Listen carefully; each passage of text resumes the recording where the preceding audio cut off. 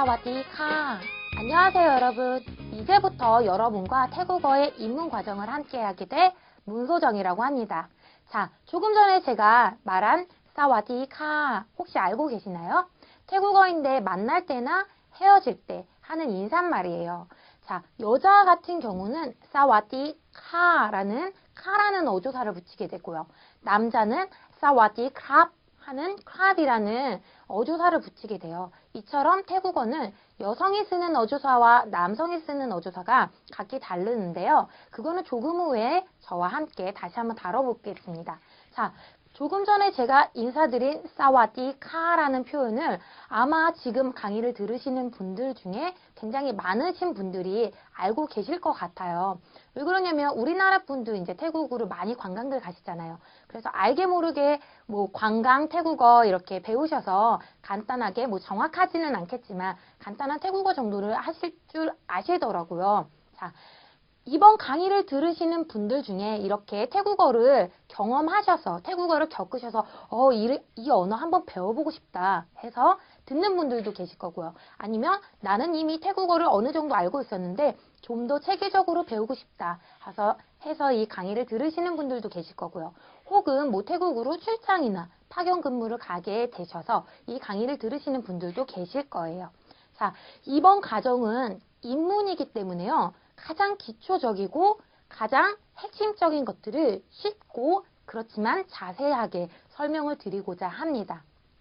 지금부터 제가 태국어에 대해 간단하게 소개를 몇 가지 좀 해드릴게요. 자, 태국어는 차이나 티베트 언어에 속해요. 그래서 우리나라랑 발음이 비슷한 부분이 꽤 있어요. 예를 들어 숫자 3 보시면 우리나라도 3이라고 표현을 하잖아요. 근데 태국어는 쌈 이렇게 표현을 하고요. 숫자 10도 우리나라 언어로 10이라고 표현을 하는데 태국어로는 10 이렇게 표현을 해요. 참 이렇게 발음이 비슷하죠. 그리고 태국어의 어순은요. 영어의 어순과 거의 흡사해요.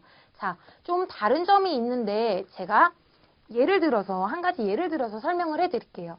우리나라 언어나 영어나 어순은 수식사 다음에 명사가 오게 되어 있죠. 즉 어떻게 해요? 아름다운 여자 이렇게 해서 아름다운이 앞에 와요. 수식사가. 근데 태국어는 그 반대예요. 자, 명사가 앞에 오고요. 그리고 뒤에 수식사가 와요. 그래서 수식사가 뒤에서 명사를 꾸며주는 거죠. 자, 여자, 아름다운 이런 형태로 온다는 거예요. 그리고 여러분들이 이제 영어를 공부하실 때 가장 힘드셨던 점이 뭐였어요? 어형의 변화가 있잖아요. 뭐 시제의 변화도 있고 단수랑 복수도 다르게 써야 되고 뭐 여러 가지 어려움이 있었는데요. 태국어는 고리버예요. 고리버이기 때문에 어형의 변화가 없습니다. 그렇기 때문에 그 어려운 시제 공부도 그냥 조동사만 간단히 문장 안에 딱 놓아주면은 시제가 완전 다 완료가 되는 거예요. 그래서 여러분들이 이제 공부를 하실 때 그런 부분은 가장 편하고 쉽게 받아들이실 수 있으실 거고요. 자, 그리고 태국어의 특징 중에 하나는 문장 내에서 물음표, 느낌표, 쉼표, 뭐 마침표 이런 부호를 거의 사용하지 않고 있습니다. 그리고 또 한 가지 제가 처음에 여러분께 말씀드렸던 어조사 있잖아요. 여성분은 카라고 하고요. 남성분은 갑 혹은 캅이라고 표현을 하는데요. 이 말이 즉 존댓말이에요. 뭐뭐 했어요, 했습니다 라는 존대어인데요. 태국어도 마찬가지로 태국어도 우리나라 언어와 마찬가지로 존대어가 굉장히 발달되어 있어요. 그리고 우리나라에서는 이제 사극에서나 볼 수 있는 왕실 용어 같은 경우도 태국은 현재 계속 굉장히 많이 쓰이고 있어요. 왜냐면은 왕이 아직도 존재하고 계시잖아요. 그래서 뭐 왕실 용어를 뉴스를 보면서 혹은 뭐 신문을 보시면서 그런 경우에 굉장히 많이 뭐 확인하실 수가 있습니다. 자, 그리고 태국어에서 자음의 개수가 44개예요. 우리나라 자음의 개수는 뭐 끼케야 19개인데 그런 너무 많다 보니까 태국어의 자음이 너무 많아서 여러분들이 이게 뭐지 하면서 어려움을 느끼실 거예요. 아마 대부분 태국어를 공부하시는 100분이라면 그 100분 모두가 거의 그럴 정도니까요. 하지만 여러분 뭐 자음이 44개고 모음이 32개고 자음과 모음이 너무 많다고 해서 포기하시지 마시고 이렇게 열심히 계속 쓰다 보시면 이게 이 태국어, 이 언어 이렇게 하면서 언어로 받아들여지게 되어 있고 익숙해지게 됩니다. 그러면 여러분들은 태국어에 한층 더 가깝게 되는 거고 그 실력이 한층 더 향상이 되는 거니까 절대 포기하지 마셔야 돼요. 네. 그리고 태국어에서 가장 중요한 점은 성조가 있다는 거예요. 자, 성조가 뭐예요? 말할 때 음의 높낮이가 있다는 거예요. 중국어처럼요. 중국어도 니하오 이러면서 이렇게 음의 높낮이가 있잖아요. 그런 것처럼 태국어도 역시 그래요. 자, 보시면 태국어는 성조가 5가지가 있어요. 즉 5가지 음으로 표현이 된다는 거예요. 언어가. 자, 그 설명을 제가 지금부터 드리도록 할게요. 자, 이렇게 쭉 저희 말할 때처럼 가나다라 마바사 이렇게 말할 때처럼 쭉 평소대로 말하는 거를 평성이라고 해요. 평성이라고 하고요. 그럼 일성에 대해서 설명을 드릴게요. 그러니까 태국어는 평성, 일성, 이성, 삼성, 사성 이렇게 해서 5가지 성조가 있는 거거든요. 자, 일성 같은 경우는 떨어지는 음이에요. 음이 이렇게 떨어지는 음으로 표현이 되는 거예요. 그래서 이 친구가 일성이고요. 그리고 이성 같은 경우는 보통 평성보다 올라갔다가 내려오는 이런 음인 거예요. 이렇게 올라갔다가 내려오는 음인데 이거를 이성이라고 해요. 예를 들어서 이렇게요. 그리고 삼성은 평성에서 이렇게 쭉 올라가는 음이에요. 자, 그러면 어떻게 되는 거죠? 이렇게 올라가는 음인 거죠. 그리고 사성은 밑으로 쳐졌다가 다시 올라가는 음이에요. 그래서 어떻게 될 수 있죠? 이렇게 음이 5개의 성조로 이루어져 있는 게 바로 태국어예요. 자, 일성 밑으로 떨어지죠. 그리고 이성 올라갔다가 내려오죠. 삼성 위로 올라가죠. 사성 내려갔다가 올라오죠. 그래서 이런 지그재그 모양이라고 생각을 하시면서 일성은 어떻게 음을 내더라. 이성은 또 어떻게 음을 내더라. 이런 걸 확인해 보시면 좋겠죠? 네, 이렇게 해서 태국어의 성조, 지금 5가지 성조가 있다고 말씀을 드렸는데요. 성조가 태국어에서 가장 중요한 이유는 자, 어떤 글자를 평성으로 얘기하느냐, 일성으로 얘기하느냐에 따라서 완전히 의미가 달라져요. 그거를 제가 지금 설명을 드릴게요. 자, 여러분들이 이제 태국어라는 글씨를 접하실 수 있어요. 지금 이 순간부터. 자, 보시면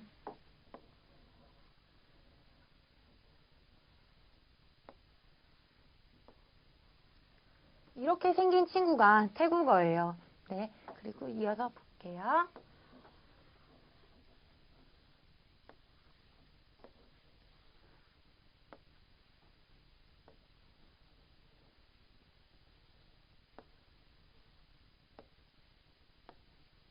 자, 이 글씨를 보시면 뭐가 달라요?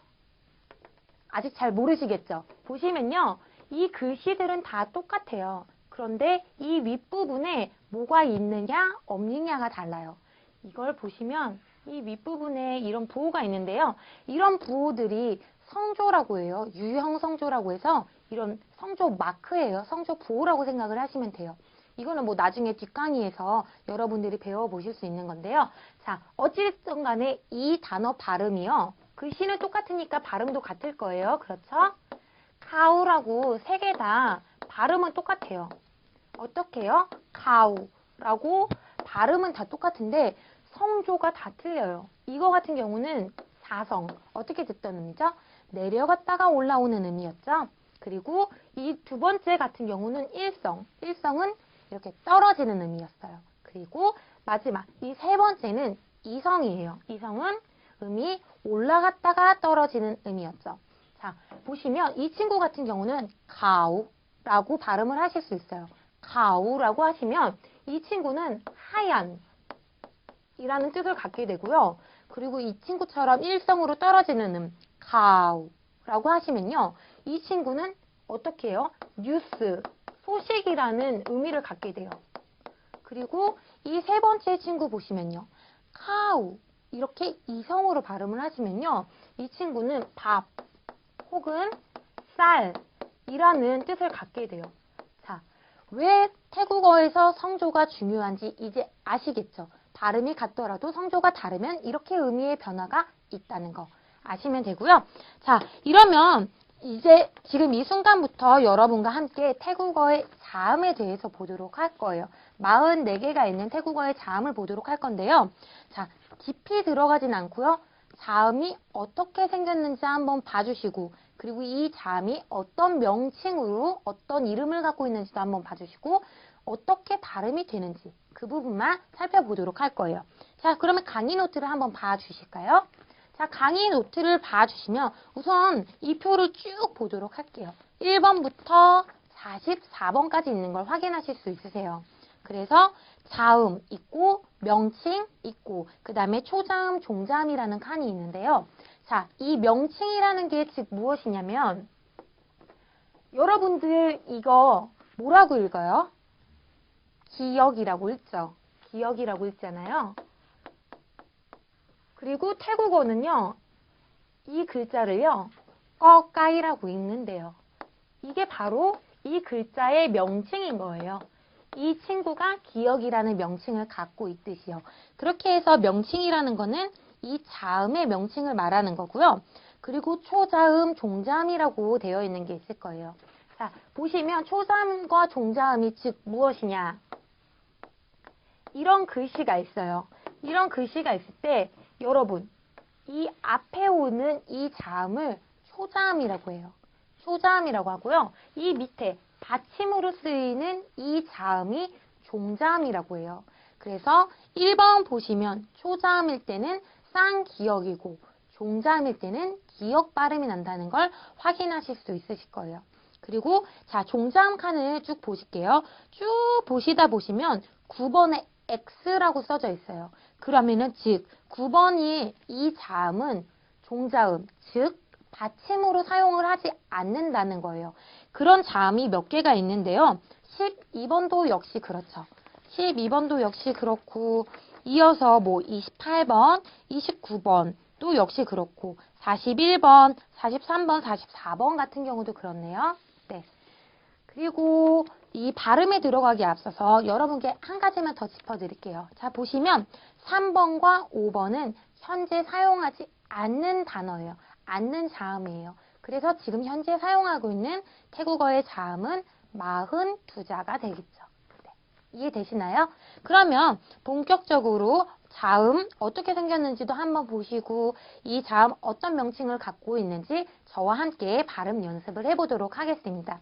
자, 1번 보시면 꺼까이라고 써져 있죠. 그 위에 이런 표시가 있을 거예요. 이런 표시가 있는데 이 표시가 즉 성조라고 생각을 하시면 돼요. 이렇게 일자로 되어 있는 건 평성으로 발음하시면 되고요. 소리 내시면 되고 이렇게 밑으로 떨어지게 되었으면 이렇게 밑으로 떨어지는 음으로 소리를 내주시면 돼요. 그리고 뭐 예를 들어서 이런 것처럼 이 위에 이렇게 하면 이건 몇 성인 거죠? 그렇죠. 이성이 되는 거죠. 올라갔다가 내려오는 이성이 되고 이것처럼 내려갔다가 올라가는 이런 건 사성이 되겠죠. 그래서 글씨 위에 이렇게 성조 부호를 해 놓았기 때문에 여러분들이 이제 혼자서도 이렇게 발음하시기 쉬우실 것 같아요. 자, 우선 제가 먼저 발음을 해보도록 하겠습니다. 1번 꺼까이 꺼까이 2번 거카이 거카이 3번 거쿠엇 거쿠엇 4번 거콰이 거콰이 5번 거콘 거콘 6번 거락항 거락항 7번 엉우 자, 7번 잠시만요. 7번에서 응아 이 발음이에요. 이 발음은 이 자음은 우리나라 언어에는 없는 자음이에요. 여러분들 우실 때 애기였을 때 애기들이 응애 이렇게 우시잖아요. 그것처럼 응아 이 발음이라고 생각을 해주시면 돼요. 다시요. 엉우, 엉우. 자, 소리가 목구멍 바로 앞에서 울려 퍼진다고 생각을 해주시면 돼요. 이어서 8번이요. 쩌짠, 쩌짠. 9번, 저칭, 저칭. 10번, 저창, 저창. 11번, 써소, 써소. 12번, 처추. 보실게요. 자, 처추 뒤에 보시면요. 이 추라고 제가 한국어 표기로는 이렇게 해뒀어요. 이렇게 되어 있는데 이 모음은 우리나라 언어에는 없는 모음이에요. 그렇죠? 으와 어의 중간 발음이라고 생각해 주시면 돼요. 으와 어, 이렇게요. 입은 이렇게 좀 벌려주시고 좀 이빨은 붙이지 마시고요. 라고 해주시면 돼요. 자, 그러면 다시 돌아와서 처추 발음해 볼까요? 처추라고 해주시면 돼요. 다시요. 처추. 그리고 이어서 13번. 13번 보시면 초자음이 Y 발음이에요. 그렇죠? 그래서 어가 아닌 여라고 발음이 되고 있습니다. 자, 여잉, 여잉이라고 하시면 되고요. 14번. 떠차다, 떠차다. 15번. 떠바닥, 떠바닥. 그리고 16번. 더탄, 더탄. 17번. 더몬토, 더몬토. 이어서 18번.